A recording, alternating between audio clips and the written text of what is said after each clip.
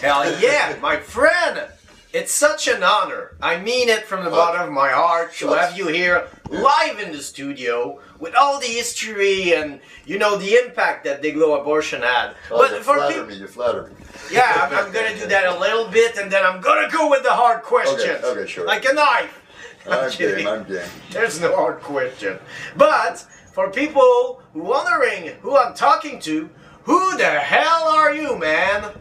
Well, I'm Murray Acton, also known as the Cretin from the Dayglo Abortions. I don't know, we started in 1980. I write 95% of the songs of the Dayglos.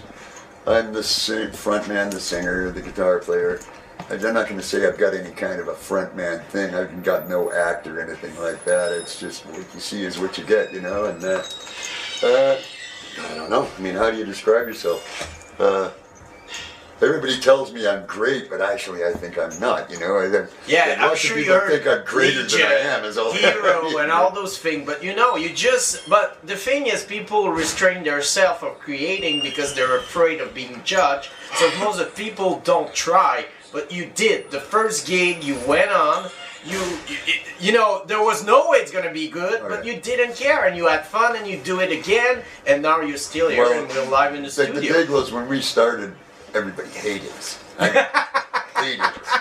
Because... that one person in the goddamn world. Everybody against Dayglo Abortions. I'm really into satire and sarcasm and stuff like that. Like, one of my biggest influences is like Frank Zappa, actually. And his sarcasm, I'm just not an asshole like Frank Zappa was a bit of an ass, eh? But he was cocky. He was smart. He was just arrogantly smart, you know, kind of thing. But when we started, it was basically a parody of punk rock. And we're going, oh yeah, spitting on old ladies? Oh, we're spitting on the audience. I mean, our first show degraded into a riot pretty well. About the third or fourth song, I said that, you know, this guy was whacking my mic stand into my teeth and stuff like that, and that really annoying me. So that happened a couple of times. I figured, that's it, I'm getting it. Put my guitar down, turned around, and I saw a guy in a Mac shirt I thought was him. I dove off the stage and just drove the guy's face right into the ground. And a bunch of people jumped on my back and started beating on me, and our bass player peeled them all off, and I realized it's the wrong guy. It's the keyboard player of the headline band is who it was, eh? And but imagine today, you would be canceled. Oh yeah, no, but you should have seen what they said. They wrote a review of this show. They didn't even mention the headline band. All the guy talked about for a couple of pages was how terrible we were and how everything that was wrong with punk rock we represented and everything like this. Then he finishes it off by, any more publicity given to this Johnny Rotten come lately with his blah blah blah art fuck kill lyrics is duly undeserved. And I'm looking going, well, that's kind of got a nice ring to it, doesn't it? Blah blah blah art fuck kill. So I turned that into a song. And I don't know, I mean, and I was going, oh, thanks for the publicity there, buddy. I mean, you just spent 2 pages getting everybody all fired up to come and see us there. I mean, you understand real quick that talk good, talk bad, I don't fucking care. Oh, no, it's all publicity, you know, and then when we got busted in the censorship thing, that changed everything. Yeah, did it start with the cops? Because what I heard is girl bring a Dayglo Abortion record home, he freak out, and the guy got friends, and he got all his friends. She was actually making an illegal bootleg copy of the record, which is, you kidding me? enough, a felony, you know? She wasn't wrong at first! And but everything started oh my God. I think he was like the chief of police in Nepean, this guy, Jim yeah, he was. And he goes walking by his daughter's bedroom and he heard I Killed Mummy coming out of there. And that was it. He confiscated her whole record collection and he picked out the Dayglos and the Dead Kennedys albums that she had in there and took them down to the mayor's office. And in their infinite wisdom, they decided that they thought that they could make us stop. Which is absurd, you know, they didn't have a chance in hell of that working out. You didn't know, like, you put gasoline on fire and just blow off. I tried to write them a thank you letter there and stuff like that, but I couldn't get the address. But But it happened a couple of times with the punk scene, like the second wave, even with States, Black Flag and everything. Yeah, the States, it gave them more credits and everything. They had the PMRC thing there, and they went right into Congress. Frank Zappa and Dee Snider got up there, and Dee did a hell of a great job. They thought he was the clown of the show, they weren't and he nailed it, man. He went there, they all look like stupid asshole trying to poke in something that they really didn't understand and listen. Between him and Frank Zappa, they just all of those, they just had their way with a bunch of really high-end lawyers too, and they were just talking circles around them. That was quite good, but the difference between their stuff and ours was those ones were every single one of them was to do with a photograph, usually on the cover or something like that, or in the Dead Kennedys, it was the penis landscape thing there. Right? That was genius. There, but with ours, it was the lyrics, and I was pretty proud of that. I got to admit, they showed it on. The guy gets on the guy from the university radio station goes, and this is the record, and he shows it up. They had to blank out all of the titles, and I'm going, yeah, look at that. They can't even show the titles on and stuff like this. And the funniest thing is it actually was a conspiracy to make a disgusting record, because this friend of ours had inherited some money, and he goes, I'll pay for you guys to make a record, but you got to make a record that can't be put in a record store or played on the radio. It's got to lose money.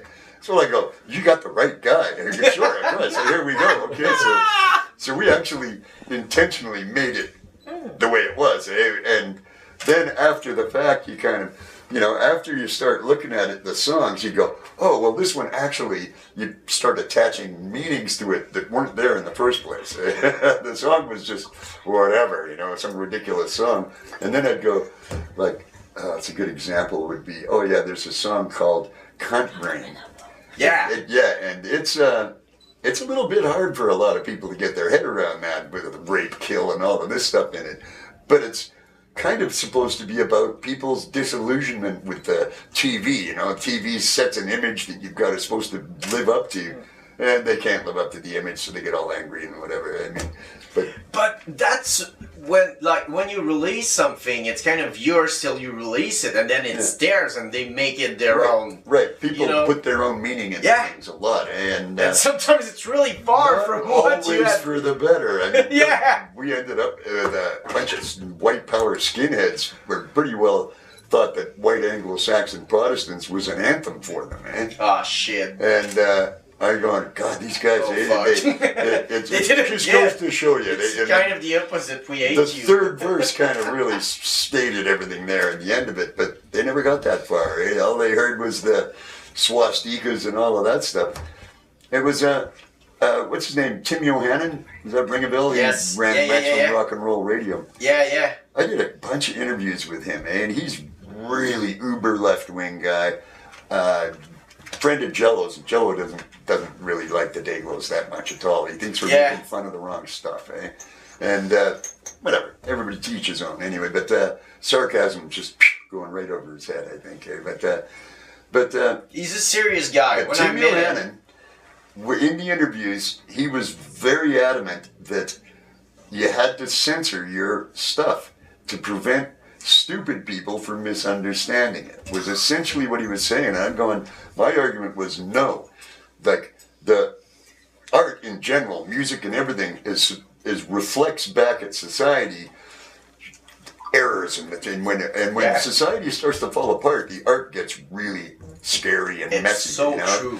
And that's hence all of the extreme music that's going on and things. People, it's either their own personal frustration or they're pointing out errors that they see in the world. If you censor that, you're doing a disservice to society in general. You've got that shit has to be there the way it's seen. And I don't know who writes this stuff. I don't know if I write it or whatever. It just comes from up there somewhere. I think music is a living thing. I always refer, I don't surf, but it's like catching a wave. And, for me, that's why I host the radio show. I'm not a musician. But when people are, I've got that songs or rhythm in my head. And I'm like, I think that's life talking.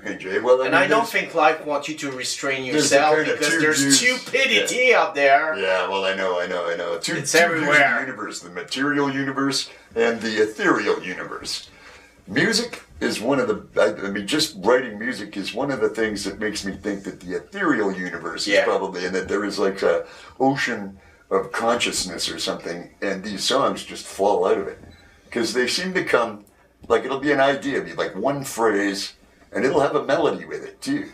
And if I go, it's usually got a melody or a beat or something like this, and if I write that down, I can sit there and it'll just, the next line just sort of comes out of nowhere without, I'm not too sure if, I don't think I'm making it up, at least that's my excuse when I get to some songs like, I wrote a song called I Am Woman, Hear Me Roar lately, and it's, you know, it sort of takes the whole transgendered thing from, you know, from the point of view of, like, when it gets to transgendered stuff, whatever floats your boat. I think everybody's got a right to do what they want and everything like that. And you know, I think that's great. Go do it, whatever, dress up, be a freak. It's more variety and everything like that. But the thing about the transgendered sports gets a little weird, eh? And I think if you're going to do something like that and you're going to get real high profile with it, you're going to have to be able to accept that it's funny and people are going to make fun of it sometimes. I mean, so I Am Woman, Hear Me Roar goes on about this guy. He goes, I used to be the smallest guy on my hockey team. Now I'm the toughest girl in the women's league. I score every time I step on the ice. And it goes on nothing bad. Like this, it's not like, it's you not, know. But check out the last line. Eh? And this is, I don't know. I know the last line. It goes, the last verse goes, basically, if the truth be known, I hate women. He goes, because they tell me I'm just a man and they won't let me use their dressing room. But I will have my revenge because I'm bigger and faster than them. I will hunt every one of them down and make them wish they were men. And I go, no, Satan, no. Like, big mistake. Did you say like the South Park? Yeah. Macho oh my Man. God, oh, that was so like good. they fucking nail it. That like, was so it's awesome. so true. Yeah, I know, like, I know. when she said, and she said like, oh, you don't know with who you're gonna compete. Yeah. I don't care. He's like, oh God, I'm gonna rip your head off and shit. Oh yeah, it's just like so good. But if you cut off the joke of everything, it's like, you know, you restrain a society of, you know, because like I think humor is the reflection of what's going wrong, and it's like doing something but that not just that, but it's also a defense mechanism. Yeah. It's like when you get into things like scary stuff and complicated things that are hard to process, it's a lot easier to process it if you ridicule it and make fun of it. You don't, I mean, not like racist jokes or anything like that. That's sort of a different thing. I like it when the character that's telling the joke is the brunt of the joke, like self-deprecating humor and stuff like that. You don't want to have stuff where you're singling people out and hurting their feelings or something like that. I mean, intentionally, that's just rude, really, when it gets down to it. And that's one of the things that's basically dealing with that. Like, there's some very sensitive sort of, I don't know what you call them, social justice warrior types and stuff like that. And we get them down in the States playing an organ. I call them clickbait. Yeah, but you know the thing is basically they won't click. We all believe the same damn things, though. All they're doing is they're doing the best. They're fighting for people's rights, and they're doing fighting the good fight.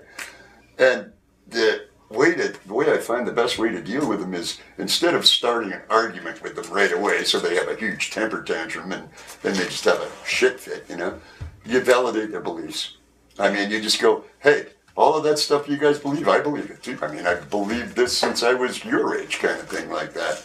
We've been fighting racism and all of that shit for 40 years, And it's we just have a different way of dealing with it. I think the problem is they don't realize who is actually running their movement. Yeah. And it's not a good thing. Every time there's the word movement, that's when I know it went too far. Well, yeah. Because now there's somebody that want to be the voice. Now there's somebody that want to be the face. You see these, and everybody's like, hey, I'm here and I have a noble cause. And because you lose everything. Right. It's everybody. It's like the scene. It's every band. It's all together. What happened just at the beginning of the COVID thing. Essentially, I don't know. I think it might have started with the Occupy movement there. I think that might have scared the crap out of the sort of these so-called elite globalists or whatever. because that went right around the world. Yeah, and even though they didn't accomplish much. Were you surprised that there was not much punk band that associate their self with the Occupy movement? Yeah. No, they didn't seem to, did they? There was only a couple, maybe Rage Fat Against the Mike Machine and stuff like that. Yeah, and guys like that. But a lot of people seem to figure it was just a bunch of hippies, you know, and sort of shit like that. And there's a lot of street punks and things. You're gonna finish with releasing Snapples. Yeah. But look at the way they dealt with that. They came in there and essentially the same group of people, which is pretty well George Soros and his open thing, they came in and started funding Antifa. They started funding Black Lives Matter. They started funding the other side, too. It's so true. They're funding both sides of the battle there, right? When you dig, you know that it's like the left and right wing. It's all the Duff Beer and the Simpsons. You remember that episode where it's all the fucking same shit? It's dog piss everywhere. That's the one thing that they pee everywhere. So it's all corrupt. It's all... So it's rough to be, you have to be independent and just doing your thing and try to be aware of that, but you have to take a step out because it surrounds yourself at some point and it pisses you off so much. People more you learn, more you go sake. Crazy. You're I got friends of mine that are so wound up about the WEF and everything like this that they're everywhere. Oh my God. And they're going nuts over it, you know, and I go, you got to step back. But we need those people, man. Well, but you can't let it overwhelm you, you know. You've got to be careful. Don't forget, your brain is programmable. And it's pretty well the information that's coming in the most is what's going to program your mind. So if you spend all of your time worrying about the WEF and this takeover of all of these elites, that's what you're going to get. I mean, eventually, it's like people that watch too much porn. You know, they're going to rush home and watch some porn. That's what they get eventually. After 6 subconscious hours. mind, well, no, their subconscious goes, oh, but this guy wants porn. And he doesn't want a relationship. He doesn't want any of that stuff. He wants to go home and watch porn. And you program it in there, and that's why it becomes addictive and everything. And then they'll spend the rest of your life, a computer, you know, in the dark watching bloody shitty porn or something like this, or worrying about the WEF. Or you see how people get in these traps, or their brain just gets stuck in a loop kind of thing like that, and their subconscious is trying to give them what they think they want. TikTok, like the algorithm, they all send like an agreement. Like somebody who have the same opinion, and then you build something like that, you know, playground where, oh, I'm right. Everything, you know, I'm swipe up and everything you agree with me. And then like they go like fucking nuts. I told you. And I mean, you look at it, people are sort of separated, the families are falling apart, they have no peer groups. It was a shit show. The only people they know are the people they work with, and they don't like them anyway, you know? And so they're feeling pretty vulnerable, and all of a sudden there's this big group that they can join in on, and they can become part of it, even if they don't believe what the narrative is. They believe it pretty quickly, you know, and they just become part of the group, and they're protected by numbers, and they will, you know, they'll lash out at anybody that goes against their narrative or anything like that. Throw them under the bus. Yeah. I think I sort of seem to have gotten lucky. Somehow I carved myself out a little niche where I can more or less say whatever the hell I want, and people just go, oh, it's okay, Murray is just being sarcastic. He doesn't really mean that, for the most part. You find the perfect attitude. Yeah.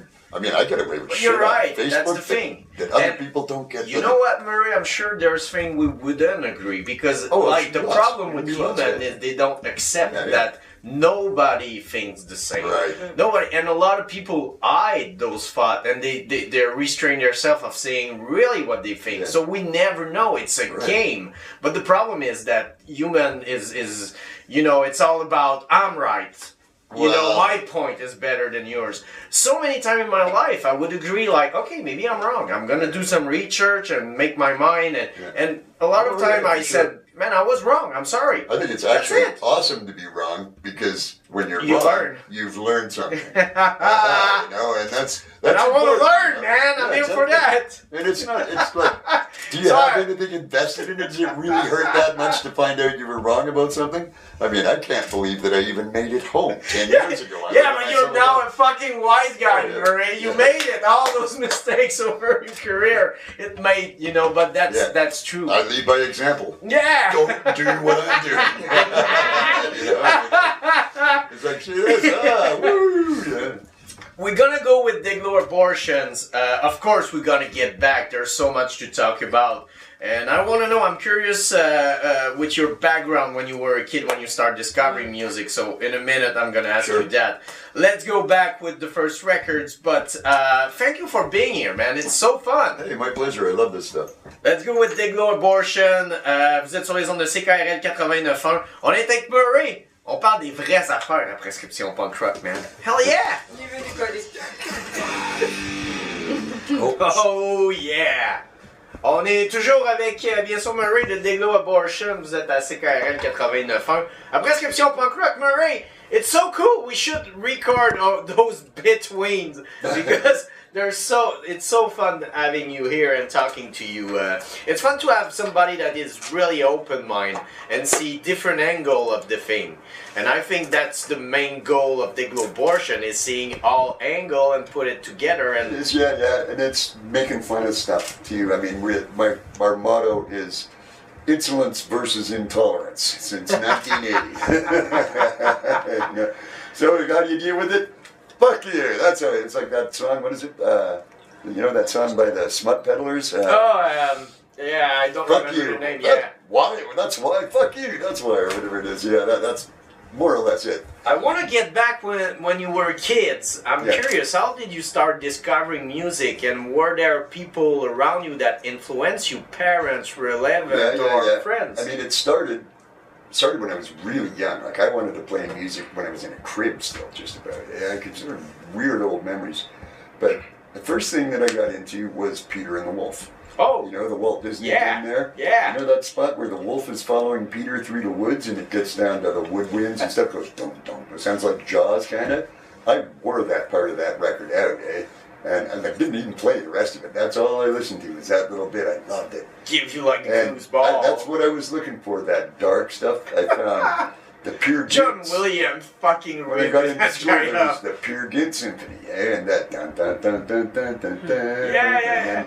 Then, when I was about 15, maybe 14, me and the old drummer of the Dayglos went downtown to shoplift a couple of records. In Victoria? The Alice Cooper Killer had just come out. Oh, wow. And he wanted me to take Alice Cooper Killer and slide it up the back of his jacket in this record store. So you could steal it. And I was just about to do that, and the A's are right next to the B's, eh? And I saw Black Sabbath, Master of Reality. And I'd heard the Wizard, the first album. I thought, okay, so I put them both. I slipped it up there with the Alice Cooper. So you went for the whole thing. Yeah. And I went home. Did it work?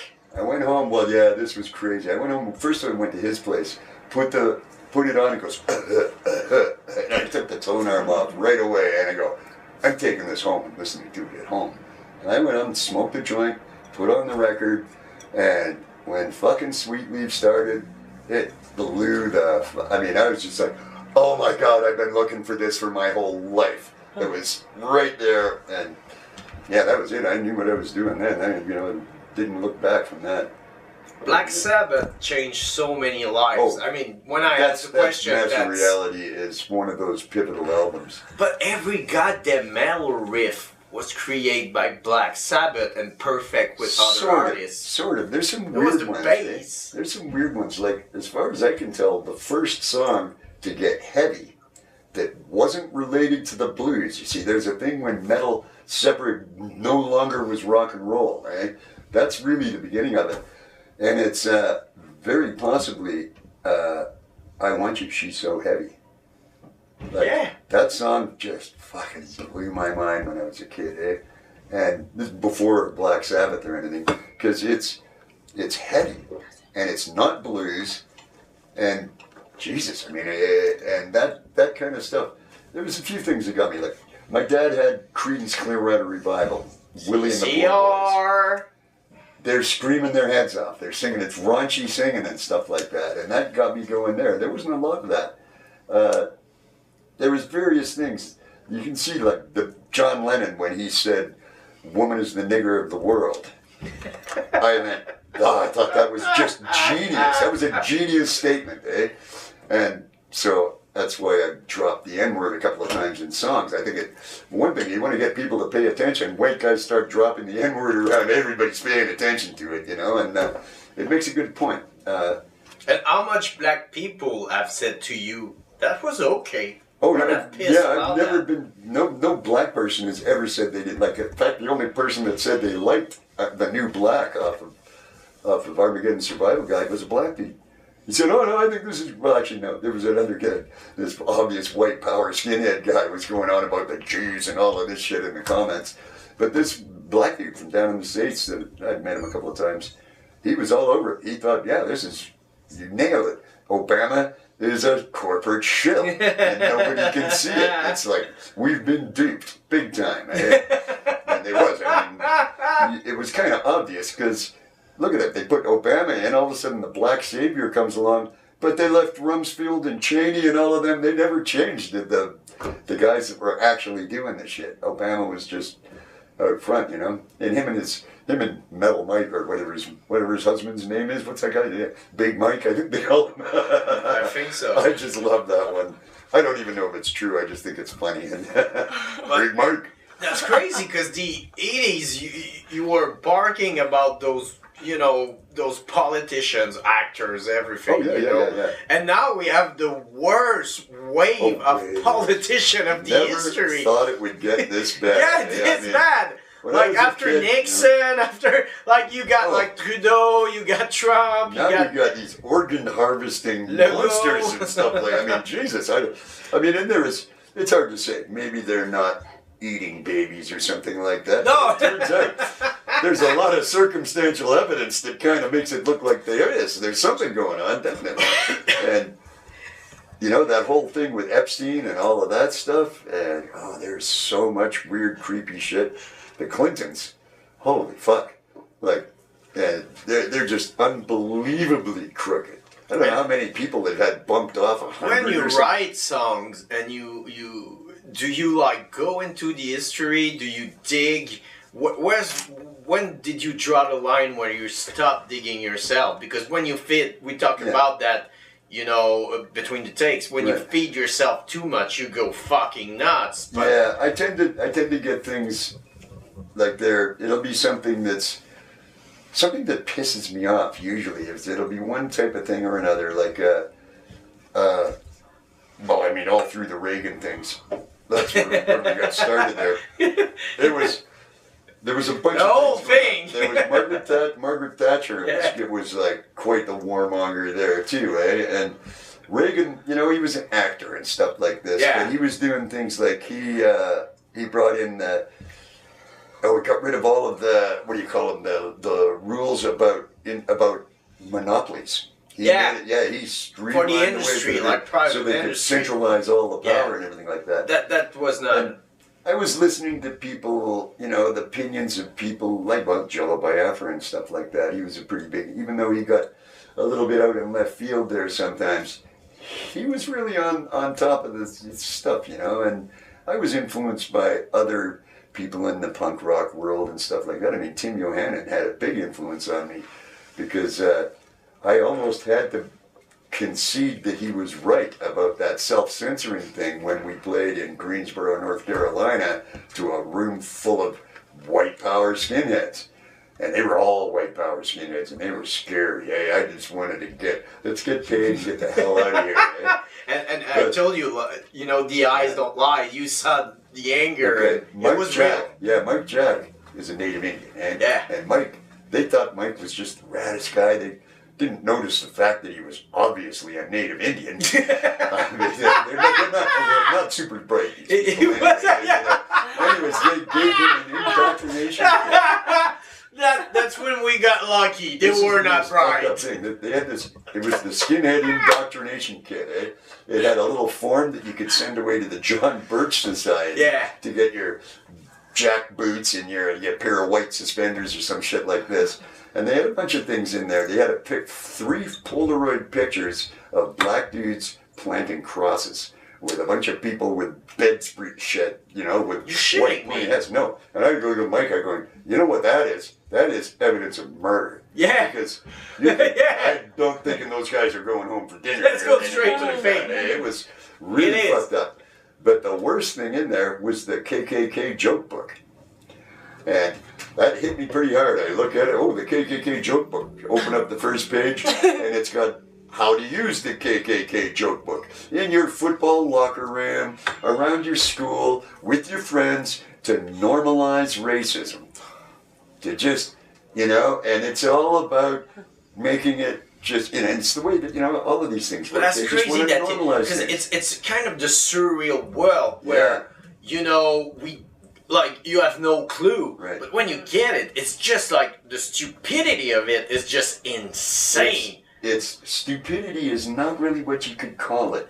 It's worse than that. Calculated You're right. and vicious. And Yeah, but if you have to say rule number one, rule number two, you know the guy is not that smart. Right. He's Well, gonna... no, you see, the way they usually run is they'll have one guy is like a probably above average intelligence sociopathic fucking fiend. Yeah. And he gets a bunch of acolytes that are following him. way down there in the IQ and stuff like that. And he only gives them little bits of information. He doesn't tell them the whole story because it doesn't hold any water. Yeah. Right? So they just get little bits of this and that.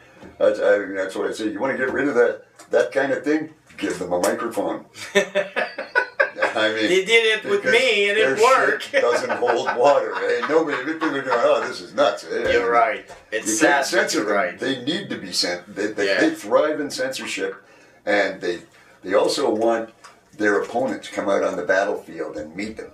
They've got to have that confrontation. They've got to have somebody come out and deny them their rights, deny them their right to speak their mind and stuff. So really, you don't want to fight them.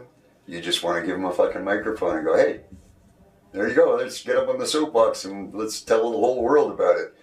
Because a lot of people are going to be so offended by what you're saying that they're probably going to attack you, you know? I mean, and stuff. That's just the way it works. If you start being fucking shitting all over people. And when you got censorship over your head, you saw the whole, industry and the whole clown thing that goes with it. Right.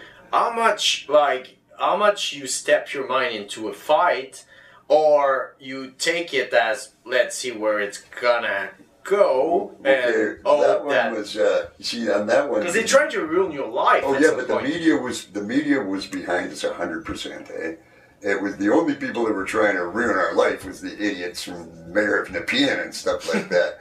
And not super bright guy, I'm thinking, or at least he didn't think the possible outcomes that were going to happen. I mean, they made us, I was going to say, look, I know this didn't turn out the way you wanted, but I got to thank you for this, because everybody used to hate us, and now we're huge, thank you, you know, I mean, but...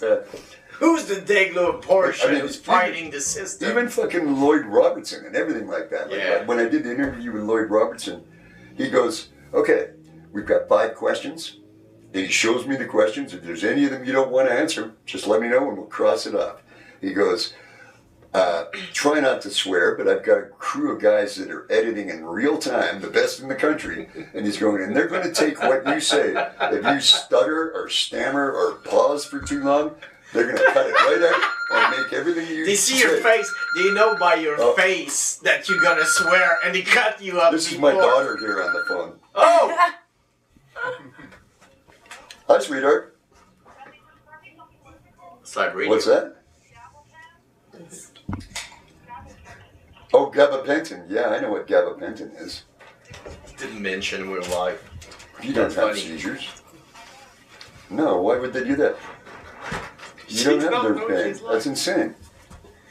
But see, my daughter's in the hospital right now, and it's complicated, actually. Oh, shit. No, well, how do you tell them to go fuck themselves? Yeah, no, don't take it. Don't. They're always trying to push drugs on you, and they're fucking wrong. He's right. I mean, no, you don't. You've never had a seizure. Well, that's insane. What does the doctor think he's doing? These people are fucking idiots. Jesus. Sorry, I mean, I'm talking. No, that's good. It's good advice, man. We have the worst opioid crisis of ever. You're on the radio in Montreal right now. Yeah, she didn't know that. Quebec City, Quebec man. You want to say hi to Montreal? Say hi to Montreal. Quebec City, man.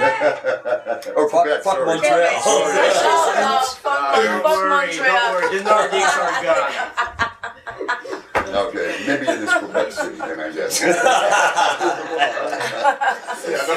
Anyway, I should go and Go then, where's okay, sweetheart?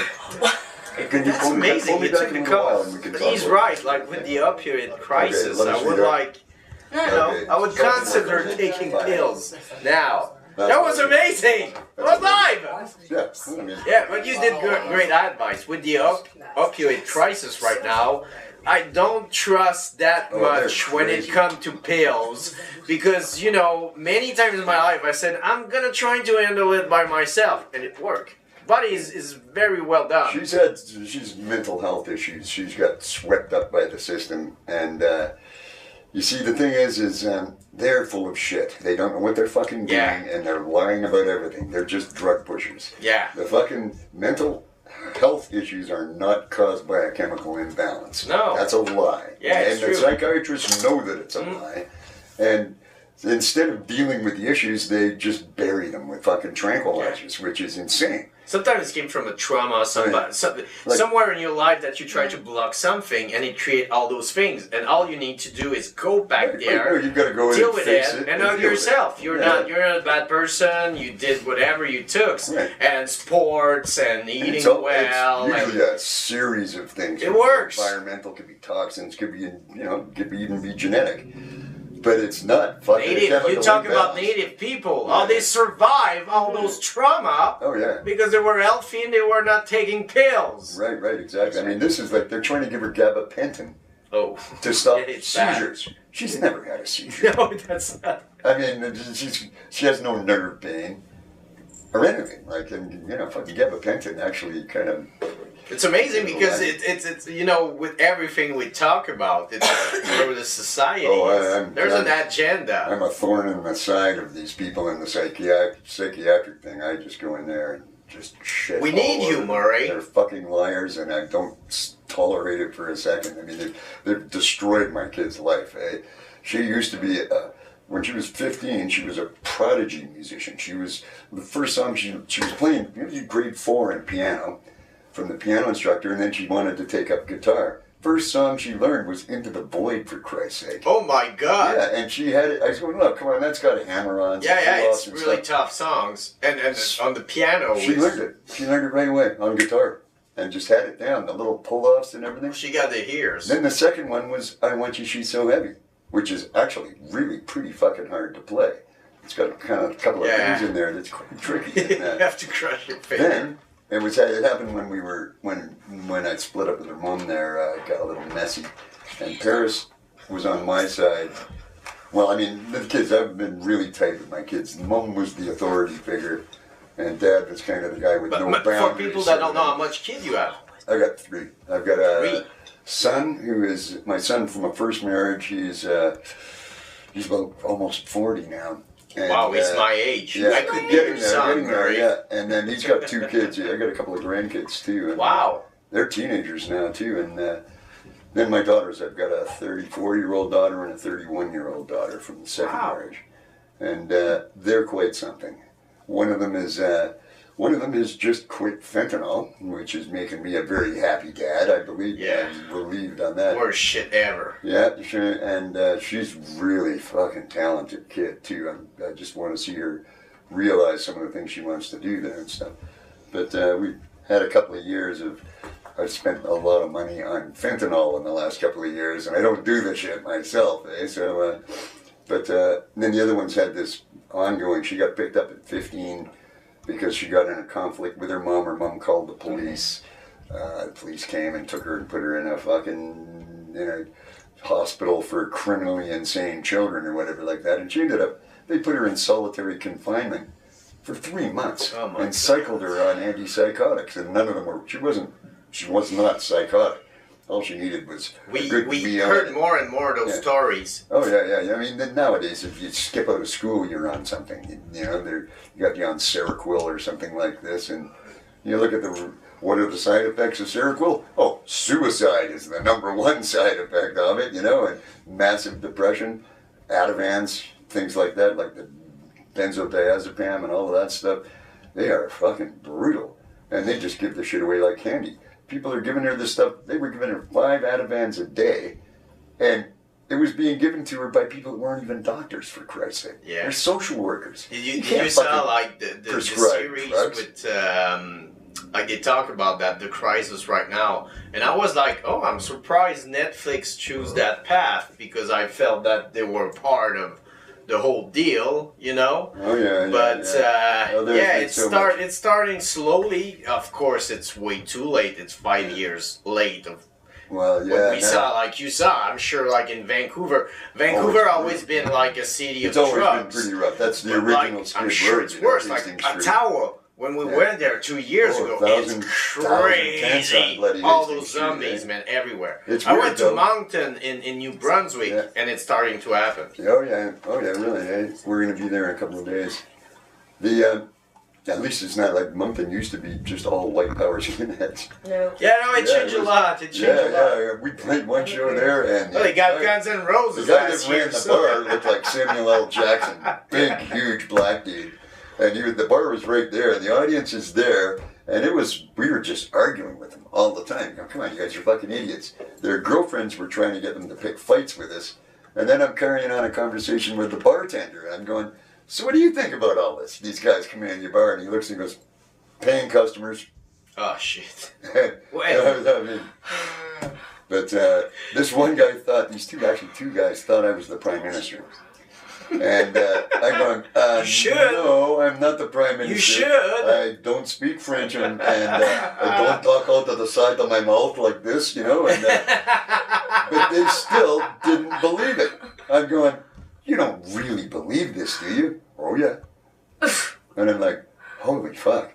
Well, did Dayglo Abortion went like to Nova Scotia and Prince Edward Island? That's where we finished this trip, is ending in Charlottetown. Is it the first time that you go there? Well, we've tried to play there a couple of times, but once they passed a law, like a municipal law, that if you had a gathering of more than 10 people that weren't related to each other, you had to get a permit.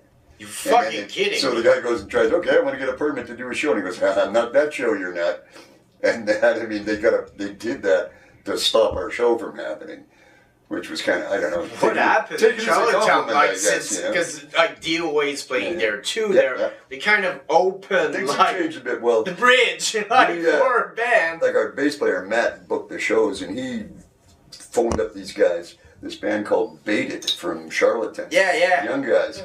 Fucking amazing. Yeah, they're good. That's their first trip outside of Charlottetown. Their first show was in Toronto when we started the tour. And we're taking them from Toronto all the way back to their hometown. You kidding me? That's amazing. It's a fucking long ride. They are so From good. here, it's like an hour. Well, you know what they did after the Montreal show? They rushed home to PEI to see their family.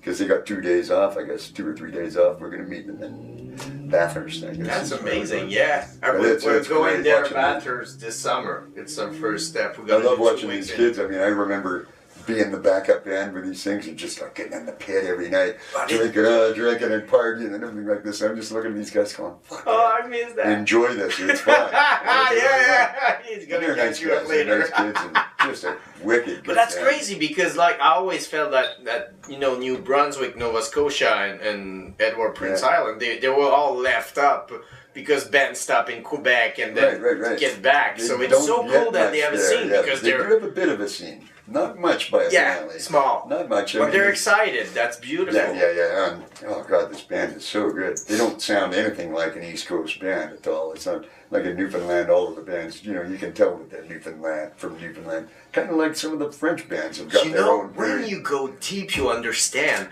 I always thought that the St. Catharines from Montreal has a special song. So when I went to St. John's, I learned that Eric Trips, they fucking stole that band because when I heard Eric Trips, it's fucking Yesterday Rings and fucking St. Catharines on fucking cocaine. And you're just like, oh fuck, okay, everything is a wheel. Everybody's ripping up everybody.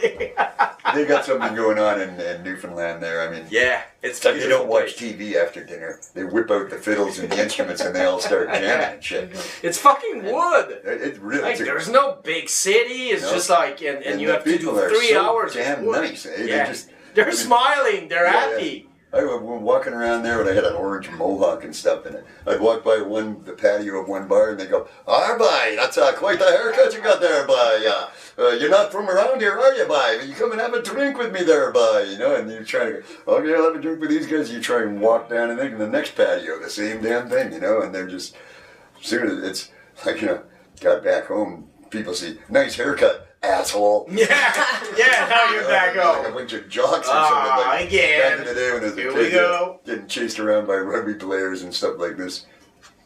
It was funny back when punk rock, when the punkers and the Native Indians and the gay community were at the bottom of the social ladder, and the gay community had a lot of money in some bars, and they would let the punkers play in their bars because none of the other bars would let the punkers play in It's them. funny, I heard that. Initially, that was, and ended up being friends with them. I mean, we sort of, you know, it was a win-win situation. We had a place to play. The gay bars got a bunch of young men to get half naked and jostle around a pit. They found that very entertaining, eh? And it was kind of funny. I mean, some of the bars were a little scary. There was one in Vancouver called In Through the Outdoor, which I thought the name even was a little odd there, In Through the Outdoor. But they had down in the men's washroom downstairs was a dungeon. And you go down there and no, it was, you don't want to go down there alone. Where's the bathroom? Oh, go there. Buttless chaps on, whipping somebody in the stall or something like this. Eh? You're like, standing out there just I'm just here to be. But they were pretty good, you know. I mean, they were good. You look all great, guys, but I'm just here to be. I'm gonna. Nothing is happening. It was pretty damn funny. But Vancouver was wild, but open mind, and I think that, you know, and of course, like, you know, every city that it's all about boats, it's drugs and everything. So it creates something culturally that, you know, it's unique to Canada. Like Toronto, a lot of people say, "Oh, Toronto has a scene." There was a scene. It's building again, but it was not like Vancouver where it was. I mean, it's gone through various phases. Same as Victoria too. Victoria in the late '70s, early '80s just was an amazing good band. Tons of bands. They were all from the rich. They were all the rich kids for the most part, because they got music lessons. Their parents bought them instruments. We were the guy on the odd ones out. We were from the other side of the tracks. Our bass player had actually been to jail, and and that's why we got into it. The rich kids. Before we were into music, we were juvenile delinquents, and we did things like stole cars, broke into drugstores. That was our big kick, was breaking into drugstores. And Trevor, the old Spud, the bass player, got caught. We had about, we had those big coffee percolators, filled to the top with Quaaludes. Oh, tons of Quaaludes. Yeah, and you saw like Wolves of Wall Street. They're like they buy some and they say like, "Oh, they're back from the days and everything." It was kind of rare after a period. Yeah, Quaaludes sort of disappeared there, but. We went to sell them at, I had been kicked out of the public school system and I was in this private school. So they had their spring dance and Spud was out in the bushes because he couldn't go in there. So I'd go and get some money from the people in the dance and then go and buy the pills and take it back and give them to everybody. And I was selling lots of them here at this dance and people were drinking too, a bad combination. So about the third or fourth time coming back, I realized, I look and I'm going, and there's a lot of people that are really loaded, eh? They're falling around. And even the band, the guy in the band, one of the guys in the band, like falls off the stage or something. I'm going, yeesh, I'm looking around. Then this one guy goes, "That's the guy that told me." He's got the teacher. So I got caught there and got the boot from school. But Spud got busted in his hotel room with all of the Quaaludes, and he got 2 years less a day for it. Right on his 17th birthday is when he went to court. So he went to jail for 2 years at 17 years old. But at Vancouver, he was not 21. He was not taking as juvenile. No, they take him like as fucking 17, adult. 17 Yeah, is the they judge him as a fucking adult. So he got like, oh shit, like 18 in prison must suck a fucking lot. Big time. Oh yeah, well Spud was fortunate that he was pretty tough And by the time he got out of jail, he was really fucking tough. Really it was tough. badass with him. Like, you don't but that was fuck with him. when that happened, we decided, maybe we should come up with another hobby. I don't want to go to jail. But you did survive. Oh, that you was the survived, thing. yeah, Back in the days, you have to survive. It's not like today. Yeah. There was not much opportunity. You have to seize and build something. And you learn. You learn through that experience that maybe getting in jail will not release a record for a while if everybody got caught. And when Spud got out, we started playing. I did have a band before that all happened. I had this band called Airborne. We had a couple of original songs. Again, man, everybody is ripping off everybody. Now, look what Airborne did. They fucking rip you off, Australia. Oh, yeah, well, that doesn't matter. That was a long time ago. And you didn't play CDC, that's the point, and it was way better. Yeah. I mean, I got lots of names that are fucking... Dayglo Abortions, nobody's stealing that one, that's for sure. I don't know why. Well, the good thing, the best thing about it is I don't want to be part of the music industry, the straight corporate music industry. It's just a bunch of sharks and vampires and everything like that. And it's all revolves around corporate endorsements and everything like that. You can't sell condoms with abortion in the name. You can't fucking sell nothing. And it's that issue that goes right down the middle, 50-50 people. So they won't touch us. They've actually had bets on for a while there. Bonehead used to play a golf tournament, and he played with the head of the CEO of Sony Canada was his partner. And the CEO of Sony Canada said, we've got this running bet kind of amongst me and my peers here to see how far you guys can go, because you're independent and you've got international distribution, and we can't figure out how you pulled that off. And because that's not supposed to happen, really. But we had friends at Disc Amerique there, the guys came from Victoria, and they just slide our shit in with everything else. And they don't get it. They don't release good movie. Why? They don't get it. Yeah, well, they don't get it. They'd hire us, they'd get their bands, these shitty fucking bands engineered by the industry that couldn't put 5 people in a bar. They'd get them to go on a tour with us, which was kind of, our audience did not like them very much usually. So, I mean, I don't know if you guys are coming. That's another thing, a lot of people that was in the industry was huge fan of Dayglo Abortion. Maybe I'm totally wrong. I heard so many things. There is some, But like Gordon from the Tragic Clip, I think you crossed path and he was into a Dayglo. He loved the band. I've never met him or anything like that. But there was a bunch. I mean, there's one of the guys from Dr. No. One of the original guitar player of Dr. No, I guess he was. Like, that's the crew with Ishmael and stuff, the Mexicans from Oxnard there. Yeah, they did like the Oxnard scene. Right. He got started working in Hollywood. He was doing publishing rights and things like this, and now he's like the head music director for fucking Netflix or something like that. Yeah. He's huge now, and I did an interview with Stalag 13. They were like friends, like Dr. No, like create all the band in a way. Yeah, that's right. And he told me that. You're right. I really like that. That's crazy. Yeah. But he's still humble, and he knows where he came from and his roots. Classy dude, man. He really is just a great guy, and I don't know, apparently... That's another thing from the street punk of Quebec. They don't know the Knoxford scene. And I'm like, you know the Knoxford scene? Like, I mean, it's just like... there's so much good stuff around there. Yeah. Look at, like, the... what's his name from the Adolescents there had... what was that band called? They did Ramones songs and spoof shit. Oh, shit. I'm good. They're really good, too, and super funny. But it was all songs... they take the Ramones song and turn it around. What were they called?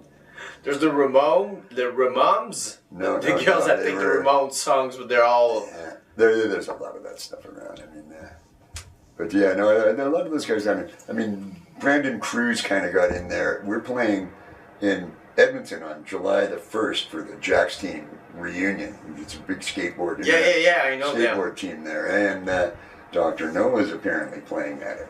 But then I find out that it's Brandon Cruz and a couple of guys from Victoria and Vancouver. So it's not Dr. No, it's Dr. Who. There's got Vortex. They fucking change like people. We're the other dimension.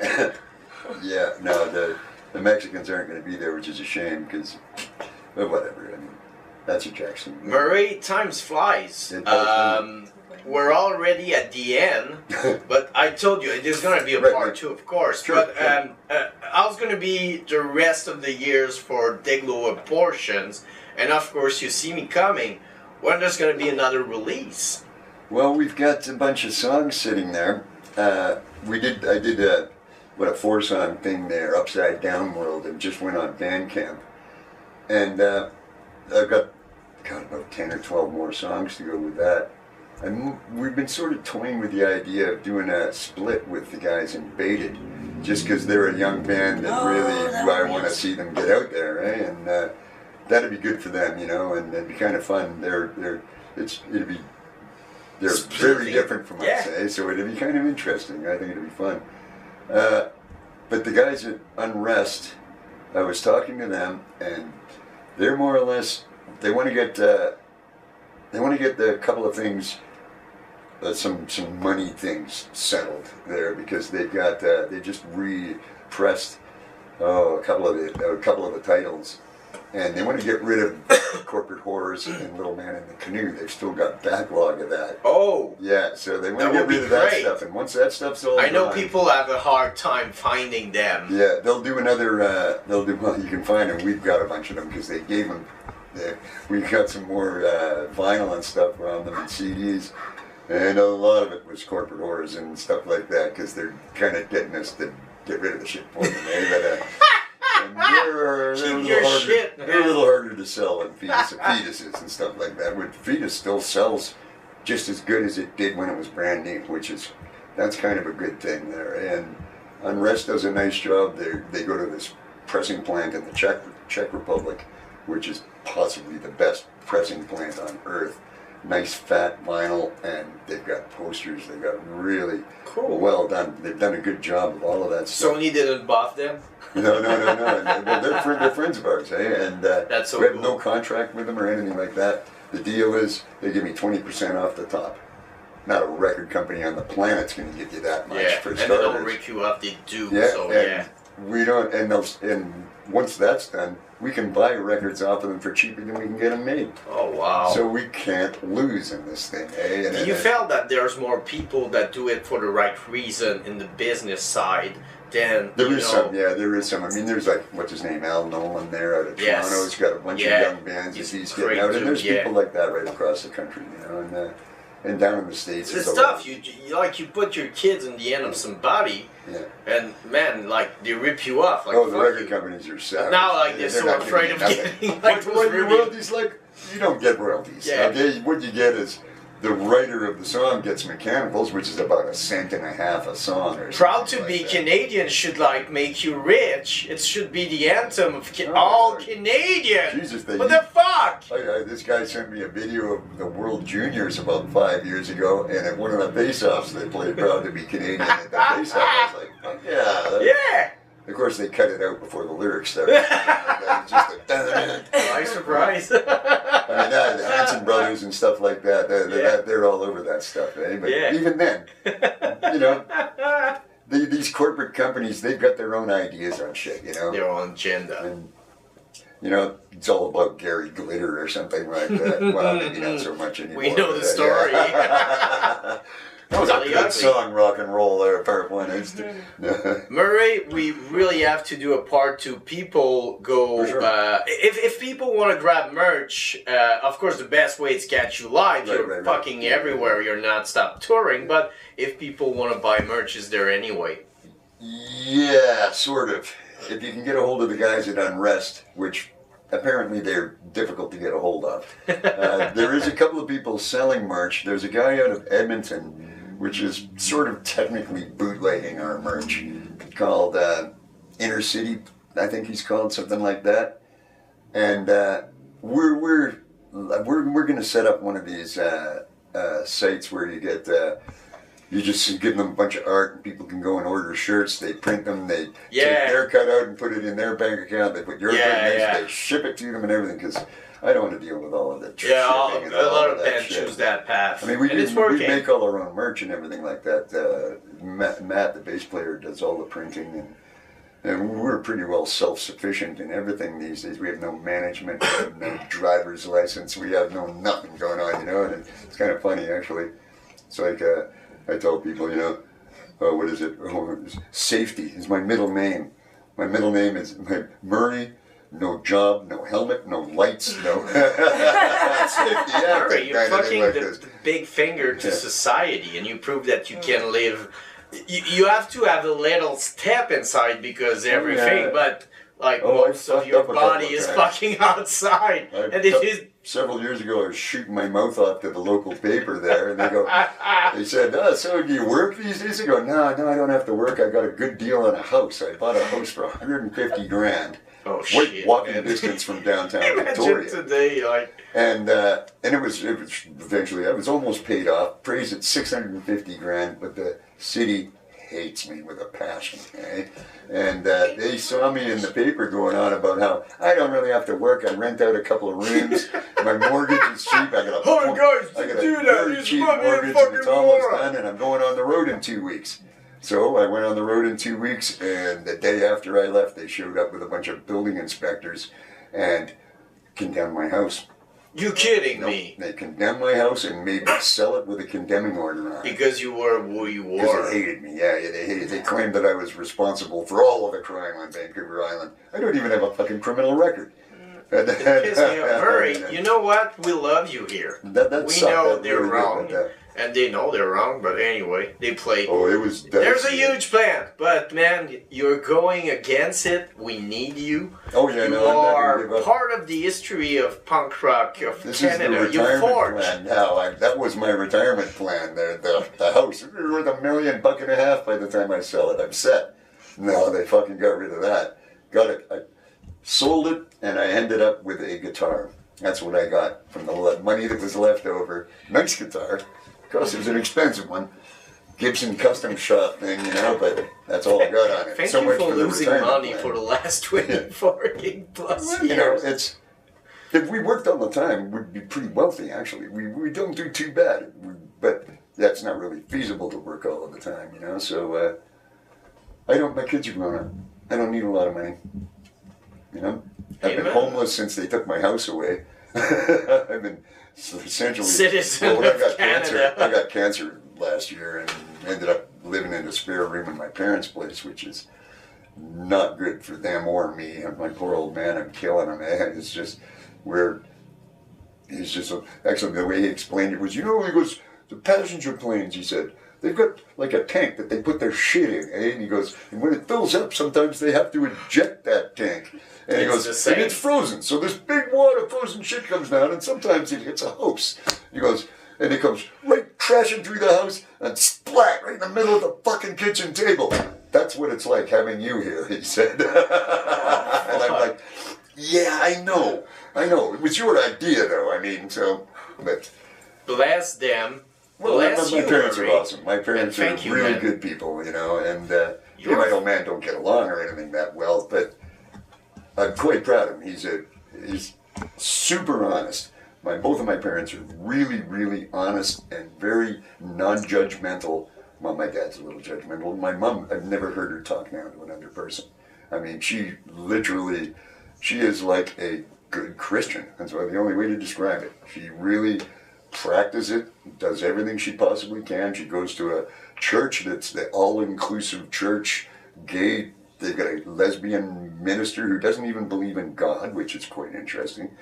But she still works as a minister, which is quite fun. Weird. Oh yeah. Well, they can get their head around this stuff somehow. It's a moral framework that they're teaching, and she lost her faith somewhere, but she decided she could still keep working as a priest. And they cleared it with the United Church, I guess. I don't know. I mean, I went in there and was helping them paint the church. I did a bit of volunteer work for them. And I go to the lady, I go, these baseboards, there's a lot of cracks down here. We should get some caulk and fill it in, eh? And he goes, you're going to get some... She goes, oh yeah, I got some. She goes, oh. And she comes back with a little tube of the silicone caulk. Yeah. No, like this, like that stuff, eh? Like this. And she looks at me and goes, oh, kind of laughed and stuff. But I thought that was good. That's called living hell, you know. You're fucking gold. Merci tout le monde. Thank you so much, Murray. Oh, my pleasure, man. Fucking Dayglo Abortions. I like to Man, talk we have to do a fucking part 2. Oh yeah, for sure. You know, we anytime. keep each other in touch. I could do it over the phone too, even as well too. But I think I'll be back in September. Apparently, we're playing for. It deserves a hell yeah, everybody! 1, 2, 3, hell yeah! Bonne semaine, à la semaine prochaine.